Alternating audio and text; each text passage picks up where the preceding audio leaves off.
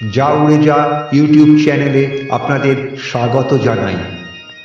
ঠাকুর শ্রীরামকৃষ্ণ সহজ সরলভাবে মানুষের মনে ঈশ্বরীয় ভাবনা জাগ্রত করার চেষ্টা করতেন, কারণ তিনি জানতেন মানুষের মনে ঈশ্বরীয় ভাবনার বিকাশ ঘটলে মন নির্মল, স্বচ্ছ, সৎ হয়ে ওঠে এবং সৎ স্বচ্ছ মানুষের দ্বারাই নির্মল সমাজ গড়ে ওঠে। ঈশ্বরীয় ভাবনা মানে শুধুমাত্র পুজো, হোম, যাগযজ্ঞ ইত্যাদির বাহুল্য নয়, সংসারে, সমাজে সকল কাজের মধ্যে থেকেই নিজেকে সৎ রাখা, স্বচ্ছ রাখা। ঠাকুরের বাণীগুলি শুনুন, অনুধাবন করুন।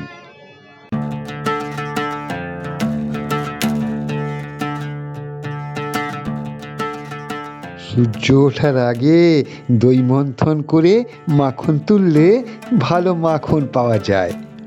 বেলা হলে কিন্তু আর ভালো মাখন পাওয়া যায় না।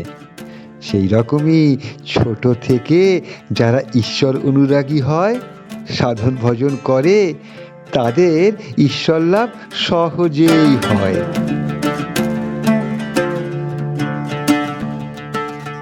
জলে নৌকা থাকে, তাতে কোনো ক্ষতি নেই, কিন্তু সেই জল যদি নৌকার ওপর উঠে যায় তাহলে ডুবে যাবে।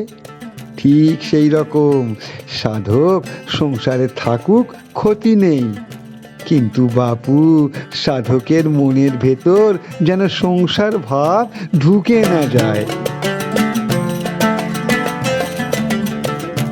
সংসারে দু রকম আমি আছে, একটা কাঁচা আমি আর একটা পাকা আমি। আমার বাড়ি, আমার ঘর, আমার ছেলে, এগুলো কাঁচা আমি। আর পাকা আমি হচ্ছে আমি তার দাস, আমি তার সন্তান, আর আমি সেই নিত্য মুক্ত জ্ঞান স্বরূপ। শরীর থাকতে এই আমিত্ব একেবারে যায়নি। যেমন নারকোল গাছের বালতো খসে যায়, কিন্তু দাগ থাকে। এই সামান্য আমিত্ব মুক্ত পুরুষকে আবদ্ধ করতে পারেনি। সতের স্বভাব কি জানো? সে কাউকে কষ্ট দেয়নি, ব্যতিব্যস্ত করেনি।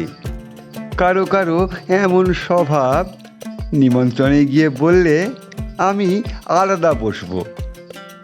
ঠিক ঈশ্বরে ভক্তি থাকলে বেতালে পা পড়েনি, কাউকে মিথ্যা কষ্ট দেয়নি। আর অসতের সঙ্গ ভালো নয়, তাদের কাছ থেকে তফাতে তফাতে থাকতে হয়, গা বাঁচিয়ে চলতে হয়।